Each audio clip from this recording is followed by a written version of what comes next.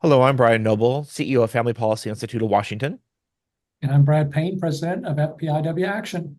Couple disclaimers before we get started today. Nothing in this video is an endorsement of the candidate, nor the candidate's endorsement of FPIW or FPIW Action.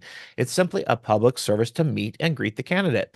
Also, this will be pre-recorded and placed on several platforms of FPIW and FPIW Action. Brad? All right, Brian, thank you for joining us this morning. We appreciate having you on. No, I appreciate you guys having me on.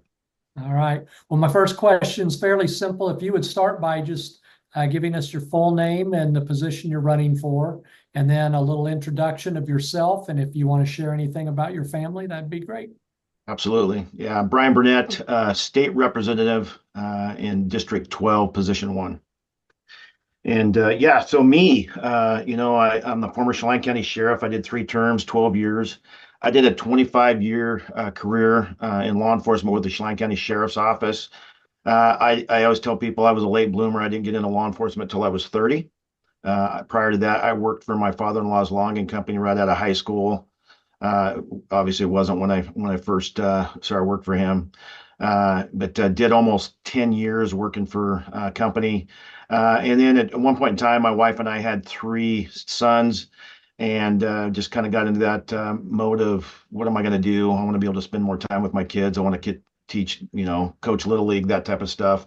Started pursuing a career in law enforcement, and this led to that. Married to my wife, April, of 37 years. We have 7 kids, 6 biological, 5 sons and a daughter. And then we did a late bloom adoption. We adopted an adult daughter here about 2.5, almost 3 years ago. She's a sex trafficking survivor, and I have a son that was worked overseas in the sex trafficking rescue industry for minors for about 4 or 5 years. He's now in Special Forces training in the Army. I say that not to brag about that. I say that to give you insight on who I am and what we do and how we feel about individuals that have been taken advantage of over the years. But anyway, yeah, so that's kind of myself in a nutshell. Obviously, I retired out of law enforcement in about a year and a half ago, January of 2023. I currently work for a securities company. I'm their director of law enforcement services for a company called Seattle Spina Security, where I'm in charge of managing our. We hire off-duty police officers to work security and traffic control positions. Obviously, if you guys are keeping track of policy change within Washington State, that makes our company actually do really well because of the security needs. I'm also a 1099 employee for the Washington State Sheriff's Association. I'm their administrative liaison and work closely with the executive board. I'm the past president for the Washington State Sheriff's Association. I'm also the past president for WASPIC, which is the Washington Association of Sheriffs and Police Chiefs. Is that one and only organization in all the United States in the state that has the chiefs and sheriffs in the same association. Hmm. And then I'm a past criminal justice training commissioner. I was actually appointed by Governor Inslee in October of 2018. And then when we had some law changes that started with Initiative I-940 and then completed with House Bill 5051, they wrote out an elected sheriff position on that criminal justice training commission and also an elected or appointed chief. And then they made 7 citizens at large. And if you know anything about that, very liberal appointments. They were taking away the professional knowledge and background and representation for our public safety officials. And I'll go on. I don't know how you want me to go into how I got into this to this race, but we can cover that later. Yeah, so that's our next question. What is motivating you to run for this office? Okay. It was not on my radar. My wife and I were actually moving towards starting working with a nonprofit to do some what we call marriage ministry, working with law enforcement marriages with a huge aspect of PTSD. We've also I spent about 7 years working for a foster kids camp, where the last year in 2019, my wife and I were the camp directors, where we worked with abused and abandoned foster kids that were ages 6 to 12. At the time, I didn't know the correlation. And then as we started seeing PTSD kind of raise its head in law enforcement. And then all of a sudden, the background with my adopted daughter as well, we started putting all these together. And anyways, wanted to make a difference. I got a call on April 22nd of this year from the chair of the Chelan County Republican Central Committee. Mhm. And that's when District 12 was redrawn, and those new district lines went into effect March 30th. And at that point in time, they drew Senator State Brad Hawkins out of the LD12 because he lived in the city limits of East Wenatchee. They advised that he was not going to run. He had just announced. And Keith Gaynor, who holds my position in position one, was stepping up to run for that Senate seat. And they were asking me if I would consider running for this House seat. I had a background working both with Keith Gaynor as my county commissioner at 2 of my terms as sheriff. And then he went on to state representative, and I worked with him for the last 6 years, both as the elected sheriff and as the administrative liaison for the sheriff's office, a direct conduit. They literally step off the floor, give me a call and say, hey, we're not sure how to vote on these bills. What do we do? What do we need to do? If I didn't know it, I would make the calls and I could get that information ASAP. I also worked with closely with Representative Mike Steele. But my wife and I took about 10 days to pray, seek wise counsel, and we felt like this was something that we were being led to do. And so 3 days before filing, May 3rd, we made an announcement, and to say jumped in at 100 miles an hour is an understatement, because back when I was running my last sheriff's campaign, we would start our campaign and fundraising back in January, not just a couple days before filing. So Yeah, I hear you. All right, well, follow up on that, Brian, if you could give us, I know there's a lot of issues, but if you, for time's sake, could give us like your top 2 issues. You've already named a couple in passing, but your top 2 issues, and then what would you hope to accomplish in office if you're elected? Yeah, if you look on my website, you'll see that I put 5 different ones. And I say this is like the Olympic rings. Back in the day, public safety, I would never have put mental health, homelessness, and certain things within that realm. But a lot of these encircle and touch bases with one another. Even when you're looking at helping small businesses thrive, because of the overregulation, because of different things that has impacted our local communities. They all kind of touch with one another. But because of my background, obviously public safety is going to be my focus. Some of the people that I talked to during my 10 days of trying to determine if I was going to run or not was reaching out to some of the legislators that I knew and had worked with before, and then I had a good relationship with, just asking about different things. I do know, because of the turnover in the House, the Criminal Justice Training Commission, public safety committees are going to be open for appointment. And I've got legislators both in the House and the Senate that want to support myself being appointed to those.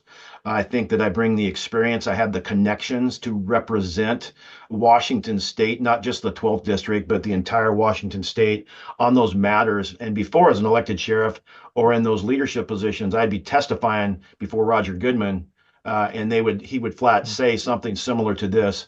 Yeah, Sheriff, we understand. Not that I don't disagree with you, but we're going to go to the contrary because of the squeaky wheel over here. And to me, that was just not right. You had all of your elected and appointed officials in the law enforcement, public safety realm telling you, don't do this, don't sign these laws. This is going to have a negative impact. This is what we're expecting. And then overnight, you saw our crime rates just go through the roof. And now again, the Democratic side of things are saying, oh, public safety, #1 issue. Well, it wasn't a couple years ago, and now you're going to fix what you already had damaged. So I want to bring real representation into there. One of the things that I think I brought to the table as an elected sheriff was I built relationships throughout the county, not just for the sheriff's office. I represented the county in whole. And I had to know that I was just a piece of that. So I had quality relationships and restored relationships with our commissioning board, our administrative, our business administrator for the county administrator, HR, all of those different things. Had great working relationships with all of those department heads and such. And then whether or not that was going into our school districts, because we made contracts for school resource officers, was just building that community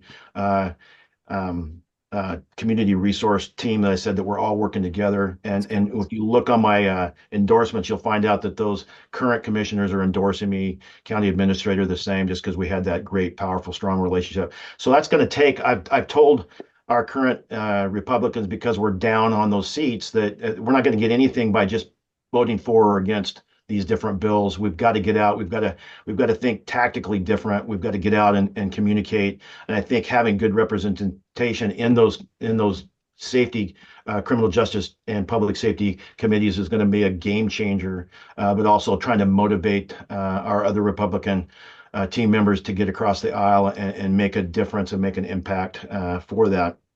I'm going to say helping small businesses thrive, because I think that's the heartbeat of what we do. And I'm going to say that because as you look at, if I said reducing, minimizing the tax burden, right, on everything, those kind of all go hand in hand. Mhm. We need to get away from over regulating our municipalities and our counties, and let those communities design and give who they are in a way that allows them to adopt the policies that they want on a local level.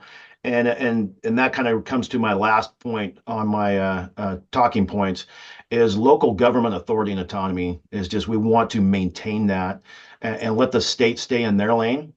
And so what I found is a lot of people will ask me during this time that I've been running this, where I've done all these interviews and surveys, is how are you going to make change to this, or give us three exact examples of how you're going to come or help small businesses, or how you're going to help this.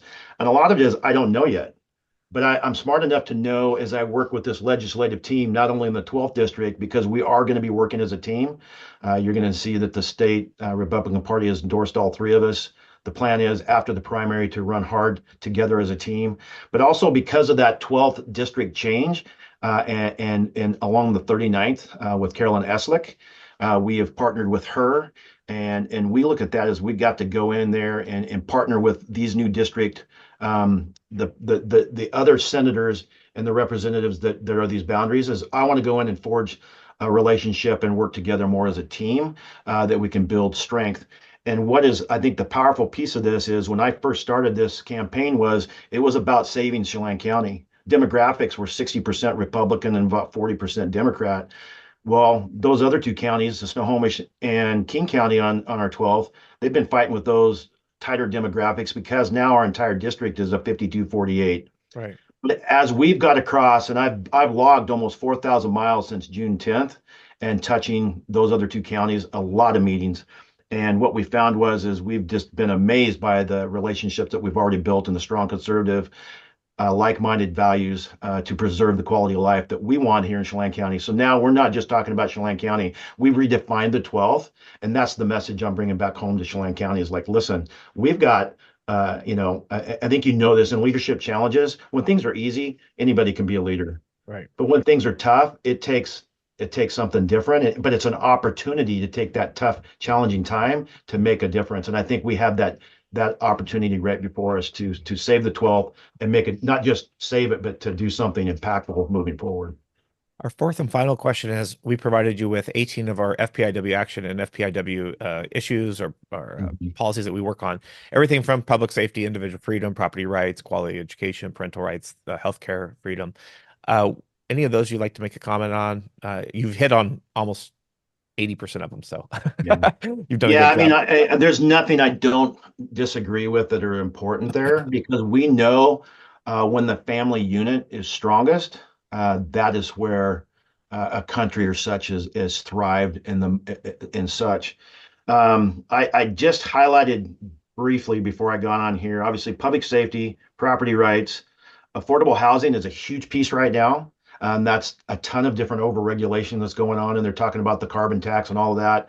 And our opponents on the Democratic side are for the most part supporting that. I completely disagree. I think it's a tax. I don't think it has anything to do with the environment whatsoever. But I'm gonna pop down to homelessness and addiction recovery, and I'm just gonna stop there because in April of 2021, as the Chelan County Sheriff, I did a border tour representing, I was the president of the Sheriff's Association at the time. I took our leader, which was our it was a sergeant who was running our regional drug task force here in the region. And we did a border tour in Pinal County, Arizona, in the Mexican border, and they flew us for one full day in the air. We flew 4 different missions for about 5.5 hours of flight time. We flew the border wall. We hit all of the drug routes and all of the smuggling areas, and then we spent a day on the ground. And then we put together a presentation with their stats going back a couple years and what they were seeing, the increase from the fentanyl from 0 seizures to this and what they were predicting. And that was April of 2021. We come back, did community town hall meetings presented to WASPIC and the WSSA, and just trying to get that information out there as much. And then those numbers by the fall surpassed what they were predicting down there. And so we met with, I tried to pull up meetings with Cantwell, Murray. We were able to meet with Kim Schreier, but all they wanted to do was talk about social service programs and saying, listen, you can't put a Band-Aid on a tourniquet and in need of a tourniquet. You need to go back and look at the source. And everybody wants to separate the border issue on an international level with the states. And you can't, because what is impacting coming over the Arizona border is going to all 50 states. And this is what has driven our dangerous drug addiction, our homelessness, and then all of these different things that come within our local society, coupled with the rest of those things on your list, from tax control, especially with, I think, the efficient energy and all those different things. We've just seen these rising costs and inflation and stuff. And I think there's so much more we could do to work those together. Obviously, parental rights is big. I've seen a huge one when they passed the juvenile Miranda changes. I'm sure you guys are aware of that one, when the parent can't even intervene or do anything and they have no say. And so those are huge concerns about the state coming in and saying that we have control of your children. And I think to say I absolutely disagree with that. All right. Well, Brian, thank you. I know that we could probably spend another hour visiting about some of these issues at least, but the goal here was just to be able to give people a glimpse of, what's important to you and get a little bit of taste of your background. So we appreciate you coming on. Thank you so much for taking some time out of your busy schedule to meet and visit with us. Thanks, guys. I'll just take a 15-second clip here.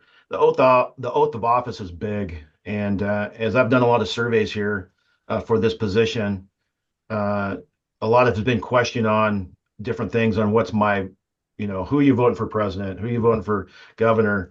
And it's like, listen, I spent 25 years in law enforcement and I swore an oath of office, and I'm going to swear that same oath as your state representative. Not once did I ever meet with anybody or go to a 911 call and ask you a question about what your political venue is or your views. I'm there to represent everybody, to protect your rights, both the state constitution and the U.S. Constitution. Good. So we'll end there. Thank you, guys. I appreciate your time.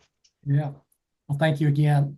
I'm Brad Payne with FPIW Action. And I'm Brian Noble with FPIW. Friendly reminder that nothing in this video is an endorsement of the candidate, nor the candidate's endorsement of FPIW or FPIW Action.